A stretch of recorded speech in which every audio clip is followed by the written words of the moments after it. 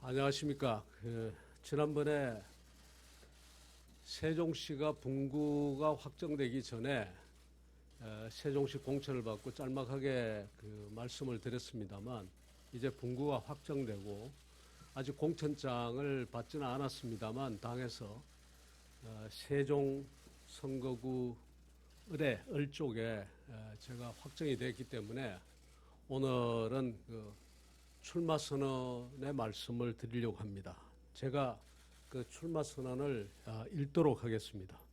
존경하는 국민 여러분, 사랑하는 세종 시민 여러분, 저 김병주는 다가오는 4.15 총선에 미래통합당의 세종시을 선거구 후보로 났습니다. 험지에 나서달라는 당의 명이 있었고 세종시 제안자와 초기 설계자로서의 저의 바람이기도 했습니다. 출정을 알리는 이 자리이지만 마음이 무겁습니다. 코로나19 확산 사태로 온 국민이 이루 말할 수 없는 고통을 앓고 있고, 또 며칠 전부터 세종시에도 이 확진자가 증가하고 있는 이러한 상황입니다. 제 발걸음이 무거울 수밖에 없습니다. 그러나 저는 믿습니다. 위대한 대한민국 국민이 이 위기를 슬기롭게 극복해낼 것이라고 믿고, 불안과 불편 속에서도 인내하고 양보하는 위대한 시민들이 있는 한, 또 감염의 위험 속에서도 매일같이 수고를 하고 계시는 천사 같은 의료진이 있는 한, 또 전문성과 사명감으로 무장한 공무원들이 일선의 방역 현장을 사수하는 한 우리는 이 어려움을 극복할 수 있다고 믿습니다.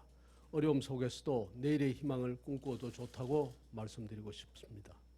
국민 여러분, 세종시민 여러분, 저는 참여정부가 끝난 이후 짧지 않은 기간 동안 정치와 떨어져 있었습니다. 임명직이든 선출직이든 어떠한 공직도 하지 않겠다고 스스로 맹세하기도 했습니다. 최고 권력 옆에서 큰 권력이 가져오는 시련과 아픔이 어떤 것인지를 알게 되었기 때문입니다. 실제로 제 자신과 가족 친지들이 모진 고통을 당하기도 했습니다. 저를 정치권으로 다시 이끈 것은 박근혜 정부 말기의 국가 위기였습니다. 그때 말씀드린 것처럼 요리사가 요리를 하지 못하는 상황이라도 냉장고는 돌아가야 된다고 생각했습니다. 그래서 거국 내각의 총리 후보를 제안했습니다. 크고 작은 변화가 일어나는 상황에서 국정 중단은 이 나라의 운명을 꺼진 냉장고 안에 음식과 같이 만들 것이라고 생각했기 때문입니다. 무슨 일이 있어도 국정은 안정적으로 운영되어야 되며 미래를 위한 담론은 끊임없이 제기되어야 한다는 그때의 심정 그대로였습니다. 결국은 탄핵이 이루어지고 예상했던 대로 문재인 정부가 들어섰습니다. 위기감이 끝없이 느껴졌습니다. 이유는 간단합니다. 저는 이 새 정부, 즉 문재인 정부의 성격을 알고 있었기 때문입니다. 이 정부는 과거의 어떤 정부와도 다릅니다. 앞에 보수 정부들과 다른 것은 물론이고 노무현 정부와도 다릅니다. 노무현 정부만 해도 그렇습니다. 노무현 정부는 우선 그 구성에 있어서 노무현이라는 지도자와 그를 지지하는 개인들의 집합이었습니다. 노무현 대통령을 열렬히 지지했던 노사모들 또한 개인들의 집합이었습니다. 저 또한 개인의 자격으로 참여해 5년을 꼬박 일했습니다. 그러나 문재인 정부는 다릅니다. 출발 전부터 이념 세력, 노동 세력, 운동 세력의 집합이었습니다. 그만큼 경직될 수밖에 없고 특정 이념이나 노선에서 벗어날 수 없는 굴레를 출발부터 쓰고 있었습니다. 그마저도 오래되고 낡은 이념과 노선이었습니다. 그래서 한 번은 이렇게 외쳤습니다. 이 집단에서는 노무현마저도 설 자리가 없다. 이렇게 이야기를 했습니다. 그렇습니다. 노무현 정부에서 발을 붙이기 힘들었던 이념 세력과 노동 세력, 운동 세력이 정부를 장악하고 노무현의 기본 정신이었던 분권과 자율의 정신은 국가가 온갖 곳을 간섭하는 국가주의적 경향으로 대체되었고, 성장과 분배의 선순환을 강조했던 정책 기조도 분배정책 지상주의로 대체되었습니다. 이래저래 문재인 정부는 예상된 방향으로 가고 있습니다. 국제노동기구가 주장한 임금주도 성장을 소득주도 성장이라는 이름을 차용한 후 분배정책을 성장정책으로 포장을 하고 사회정책을 경제정책인 양 운영하고 있습니다. 우리가 처해 있는 특수한 경제사회적 환경이나 국가 운영에 대한 깊은 고민이 없이 말입니다. 또 있습니다. 특정 가치와 이념에 경도된 채 권력을 이용해 세상을 자신들이 원하는 방향으로 바꾸겠다는 생각을 하다 보니 곳곳에 억지가 나타납니다. 조국 사태나 검찰개혁에서 보듯 불의를 정의라 하고 불공정을 공정이라고 합니다. 경제와 산업을 어렵게 할 뿐 아니라 이 나라의 도덕 기준까지 바꾸려고 합니다. 위선에 위선을 거듭하고 있는 것입니다. 외교와 안보 또한 어디로 흘러갈지 일찍이 짐작되었습니다. 사회주의 국가인 중국의 헤게모니 아래 사회주의적 정신이 충만한 통일을 이루겠다는 허망한 생각이 동북아의 현실과 북한 그리고 미국과 일본 등 주변국들의 입장조차 읽지 못하게 만들고 있습니다.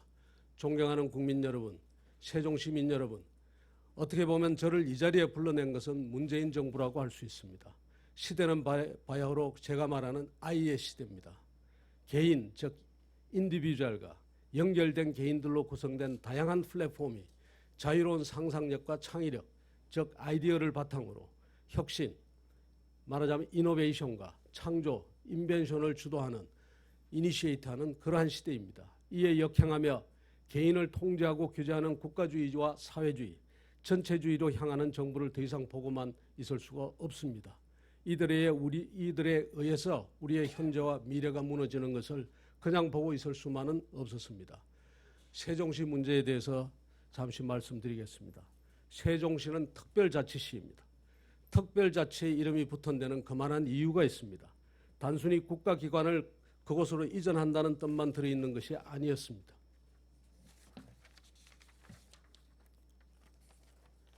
과감한 권한 이양 등 특별한 자치권을 바탕으로 자유로운 정신과 창의가 샘솟고 교육과 문화 그리고 경제 산업에 있어 다양한 실험과 창의가 이루어질 수 있는 도시, 그리고 이를 바탕으로 미래 한국의 문을 여는 도시로 만들자는 꿈이 애초에 그 안에 들어있었습니다. 지금의 세종시는 그와는 거리가 멉니다. 또 하나의 신도시 이상의 의미를 찾기 힘듭니다. 담론 또한 국가기구와 행정기구를 이전하느냐 마느냐의 문제에 머물고 있습니다. 이전 문제는 대단히 중요합니다. 또 반드시 완성해야 될 문제입니다. 하지만 이것만으로 애초에 꿈꾸었던 우리의 미래를 여는 문으로서의 세종특별자치시는 완성되지 않습니다. 더욱이 남쪽 지역과 북쪽 지역의 지역 간 불균형은 세종시의 미래와 관련하여 중요한 문제를 제기하고 있습니다. 북쪽이 동력을 잃은 상태에서 자칫 대전의 배드타운화 될 가능성이까지 엿보이고 있습니다. 그렇게 되면 우리가 꾸어왔던 세종의 꿈은 사라지게 되고 대전과 세종 모두 적지 않은 문제를 안게 됩니다. 왜 이렇게 되었을까 생각해 보았습니다.